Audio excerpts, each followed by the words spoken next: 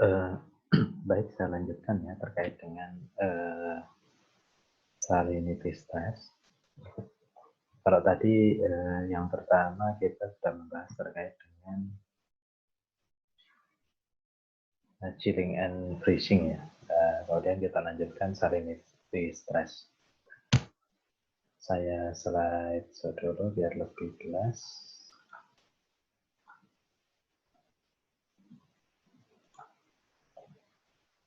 Ya. Sebelum saya jelaskan terkait salinity stress ya, ini ada beberapa yang mungkin kita perlu pahami ya. Ketika kita bicara terkait dengan garam. Garam kalau kita pikirkan di kehidupan sehari-hari, kalau kita lihat salt atau garam itu lebih mengarah ke garam dapur ya. Kalau garam dapur kan struktur kimianya atau nama kimianya strukturnya terdiri dari NaCl, yaitu garam dapur. Tapi kadang-kadang kalau kita bicara terkait dengan yang berkaitan dengan salinity stress, kita mungkin membayangkan salt itu asin ya, dan di mana kita bisa menemukan lahan atau tanah yang asin, ya kita tentu saja langsung berpikiran ke laut atau pantai ya. Kalau kita lihat memang pantai kan airnya asin, otomatis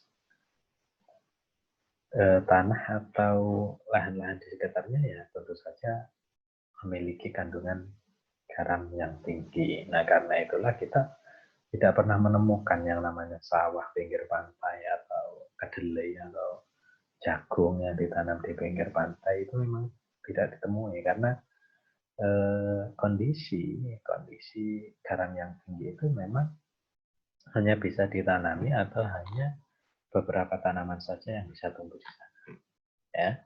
Jadi itu, nah masalahnya kalau di tepi pantai itu mungkin biasa ya kandungan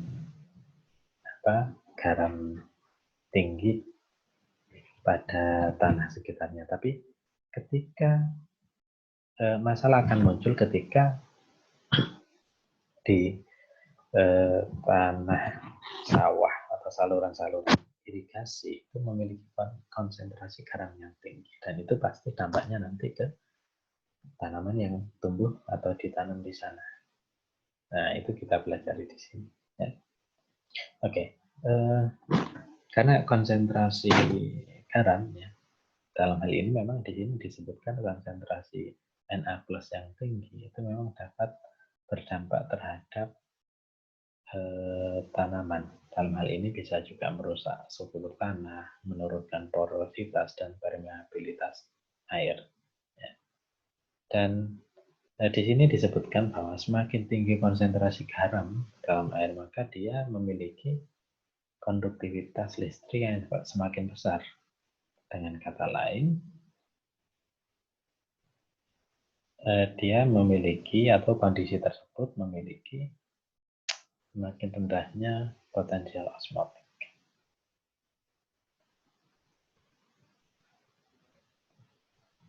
Atau dengan kata lain, semakin tinggi tekanan osmotik. Jadi ini beda ya. Kita lihat saja untuk memperjelas ya tabel di sini. Ini perbandingan kandungan ion. Dalam hal ini yang dilihat adalah kandungan beberapa molekul atau unsur garamnya. Kita bisa lihat di sini.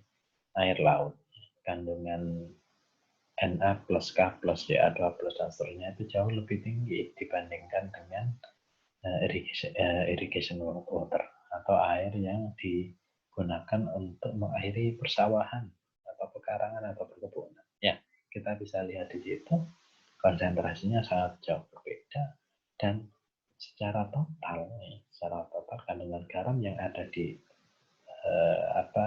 perairan pantai atau dari air laut itu sekitar 32.000 ya, miligram per liter. Ini sangat tinggi ya dibandingkan dengan saluran irigasi air yang hanya 500 ya. Nah, seperti itu. Ini ada beberapa juga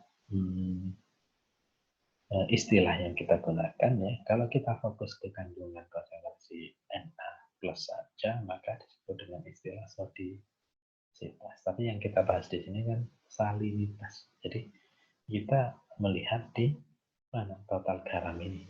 Ya, jadi garam total di suatu tanah atau suatu area pertanian, ya kita sebut dengan istilah salinitas, konsentrasi garam yang tinggi. Makanya di berita-berita pertanian agronomi itu kan ada istilah salin lahan yang memiliki atau lahan salin lah istilahnya. Nah, beberapa ion yaitu berkontribusi terhadap salinitas ini. Bisa dilihat di sini Ca2+, Mg2+, serta NaCl itu sendiri. Ya. Tuh, kemudian ini ya kondisi ketika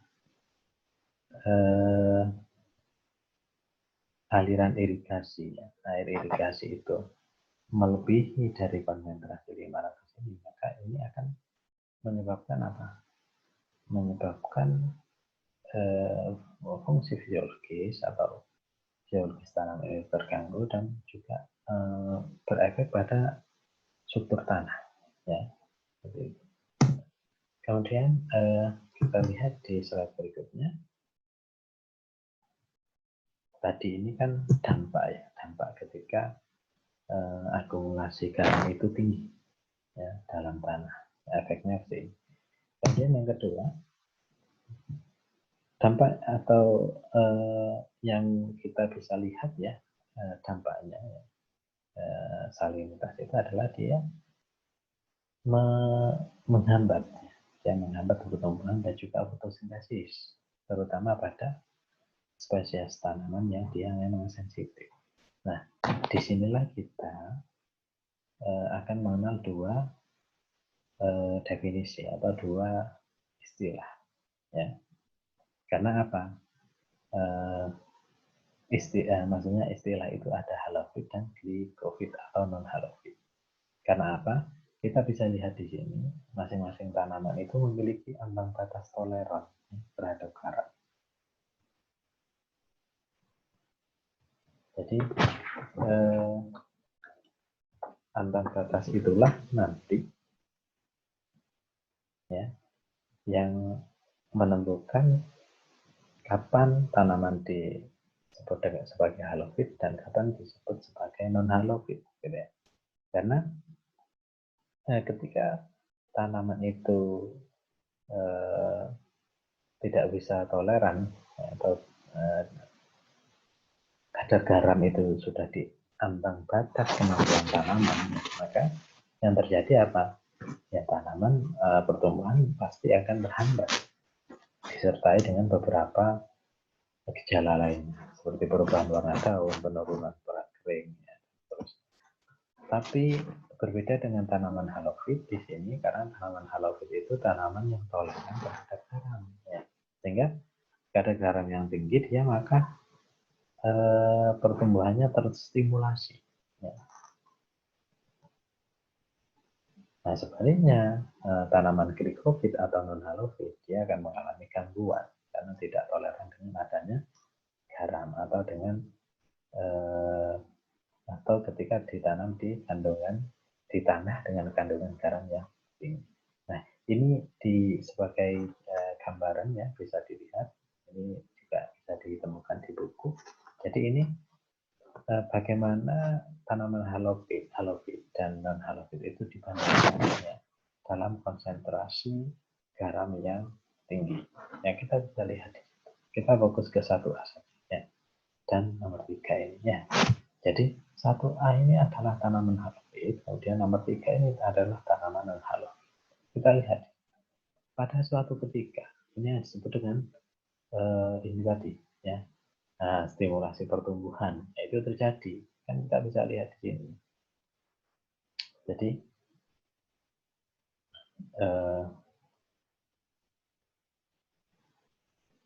apa namanya pertumbuhannya di sini meningkat ya dibandingkan dengan yang lain. Kita bisa lihat yang non halofit betapa dia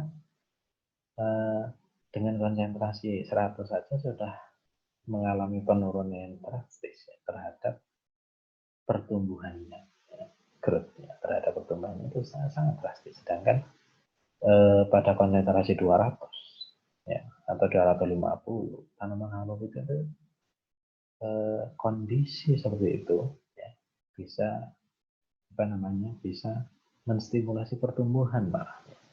Nah, itu bedanya tanaman halofit dengan tanaman non halofit ya. Kita lanjutkan juga. Kalau ini adalah dampak, kemudian yang ini adalah keterlibatan bagaimana osmotik itu ya, bagaimana garam itu atau gangguan yang disebabkan garam itu berefek pada osmotik dan juga beberapa ion spesifik. Artinya apa?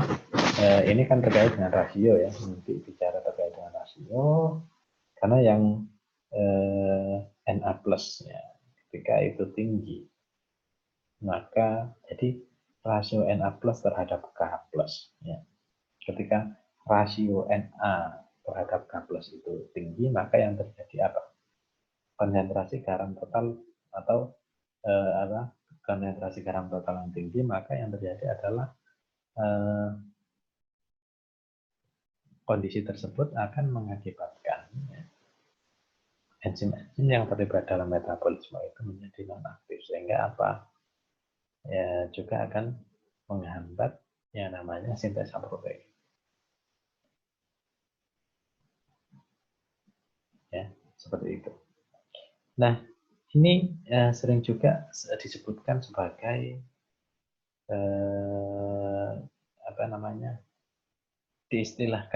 diistilahkan dan bisa juga dideteksi ya, istilah kebocoran K+ dari sel. Bahasa Inggrisnya adalah ion leakage ya, kebocoran ion K dalam hal ini. Nah, ketika itu terjadi maka konsentrasi yang tinggi, konsentrasi Na yang tinggi dan atau Cl ya, yang ketika itu terakumulasi di kloroplas, maka dampaknya adalah proses fotosintesis akan terganggu. Ya, ketika konsentrasi Na plus atau Cl- itu terakumulasi di dalam kloroplas. Kita tahu kloroplas itu tempat atau salah satu komponennya dari sel yang dia fungsinya untuk fotosintesis. Nah, kemudian bagaimana tanaman menghadapi kondisi ini? Jadi respon tanaman atau adaptasi tanamannya dalam menghadapi soil injury atau strategi tanaman untuk menghadapi stres garam ini. Jadi kita bisa lihat di sini ada beberapa tanaman, ada beberapa strategi yang digunakan, dan kita lihat saja beberapa ya, tidak semua saya jelaskan, tapi kita bisa lihat di poin 1 ini, yaitu mengeluarkan garam dari meristemnya, terutama di pucuk. Yaitu garam dikeluarkan oleh mereka, dan dari daun yang secara aktif mengembang dan berfotosintesis. Jadi garam itu dikeluarkan melalui meristem ya, di pucuk. Makanya kadang, lah ini kok ada seperti kristal-kristal garam. Nah, ini mekanisme yang mereka lakukan ya, ketika terjadi soil injury itu. Kemudian kita masuk ke sini. Nah, ini juga ya, cara mereka menghadapinya adalah mengangkut ion garam menuju kelenjar garam. Jadi ada jaringan, ada saluran khusus yang disebut dengan kelenjar garam yang terletak di permukaan daun. Jadi di daun itu kadang dijumpai ya, garam-garam yang mengkristal, dan ketika itu sudah mengkristal dan sudah keluar, artinya dikeluarkan ya, menuju permukaan daun, biasanya garamnya itu sudah tidak berbahaya bagi tanaman tersebut. Ya, jadi itu strategi yang digunakan. Kemudian juga strategi yang lain adalah mengurangi luas daun. Nah, ini strategi lain. Atau juga absisi. Nah, kemarin kan juga sudah saya jelaskan terkait dengan absisi. Ini keterlibatan asam ABA lagi ya, asam absisat dan mungkin etilen yang pribadi. Selama episode stres osmotik. Nah, itu beberapa mekanismenya ya. Saya sebutkan 3 saja yang mungkin bisa menambah pengetahuan. Kemudian saya lanjutkan di slide berikutnya. Ya, ini. Jadi ini juga merupakan salah satu keterkaitan lah ya, bahwa pengaturan ion, dalam hal ini pengeluaran ion itu sangat penting dalam proses aklimasi dan juga adaptasi terhadap stres garam. Nah, maksudnya bagaimana ini? Nah, kita kan mungkin ini kalau dilihat di gambarnya ini memang agak ruwet ya, tapi kita coba pahami ya. Jadi ion itu bisa digunakan untuk menyeimbangkan kondisi di dalam sel. Artinya agar potensial air itu tetap terjaga. Ya. Nah, sehingga apa? Jadi ketika banyak garam yang masuk di dalam sitosol, ini kan sitosol ya. Sitosol, banyak garam yang masuk ya. Kemudian apa yang terjadi? Ya. Apa yang terjadi? Nah, ketika banyak garam yang masuk, yang terjadi adalah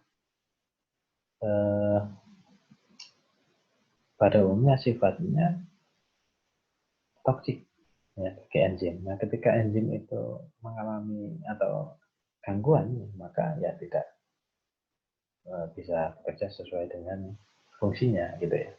Nah, caranya bagaimana agar garam di sitosol ini berkurang? Nah, caranya yaitu memindahkan ke mana?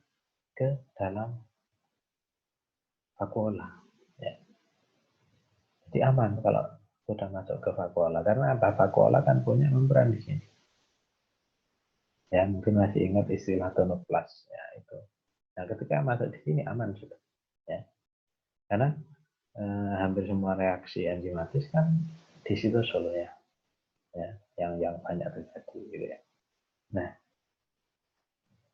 kemudian jadi caranya memang ini melibatkan sudah melibatkan beberapa gennya yang terlibat di sini. Kita bisa lihat di sini ada ion-ion Na ya, kan kita fokus ke Na tadi. Nah, Na itu kan harus dikeluarkan kalau bahan terlalu banyak ya. Dan H+ bisa masuk di sini. Apa yang memediasi sasuan ini? Sasuan yang memediasi pertukaran antara ion Na+ dan H+.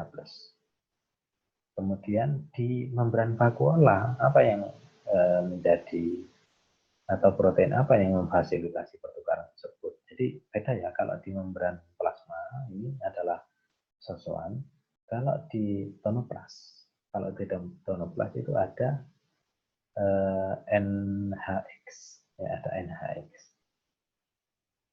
ya, itu kalau pertukarannya antara Na+ dan H+. Tapi ketika pertukarannya antara ya, H+ dan Ca2+, maka enzim atau protein yang berperan adalah CAX ya, itu ya. Jadi intinya regulasinya bagaimana caranya agar garam di sitosol itu berkurang gitu ya, sehingga sel bisa bekerja sesuai dengan fungsinya. Yang terakhir mungkin ini, yang terakhir terkait dengan salinity stress. Jadi ada juga ini mungkin lebih spesifik ya, lebih membahas terkait dengan protein yang berperan atau enzim. Bukan enzim kayaknya ini sebentar. Eh,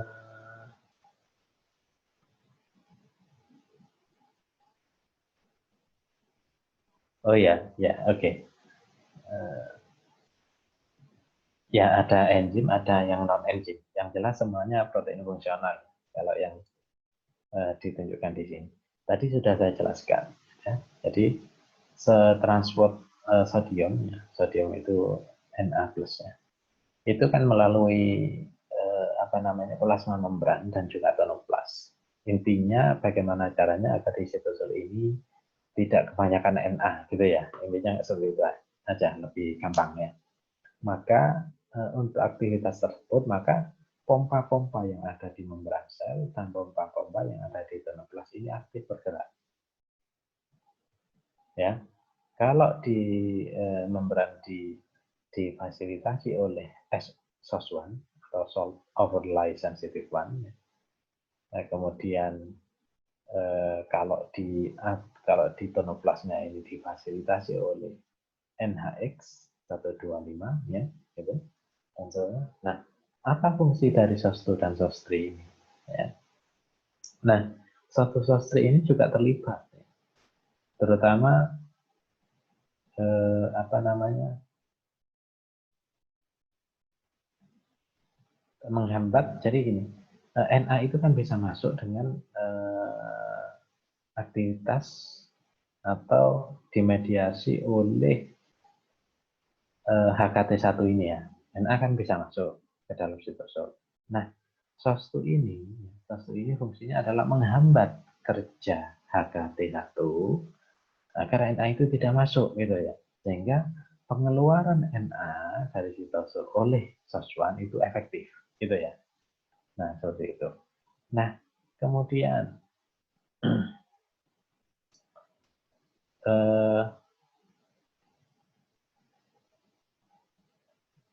SOS3 juga berperannya dalam hal ini sedikit lain ya. Fungsinya SOS3 yaitu dia berfungsi sebagai influx ya, influx K+ ya, yang dimediasi oleh AKT1.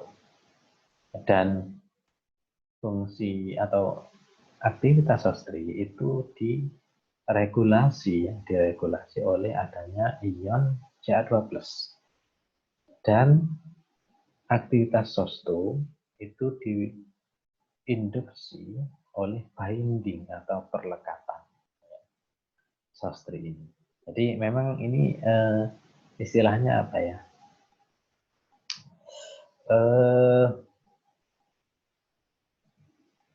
Kerja yang bersamaan ya antara SOS1, SOS2 dan SOS3. Ya, ini yang penting dan ini juga penting NHX ini penting ketika kita bicara terkait dengan pertukaran ion Na+ dan H+, ya, ketika itu terjadi di tonoplas atau di membran vakuola ya. Jadi itu yang bisa saya sampaikan. Kita mungkin lanjut ke video berikutnya ya, terkait dengan oksigen defisiensi. Oke, saya cukupkan dulu terkait dengan stres garam. Nanti kalau ada yang ditanyakan bisa langsung ditanyakannya.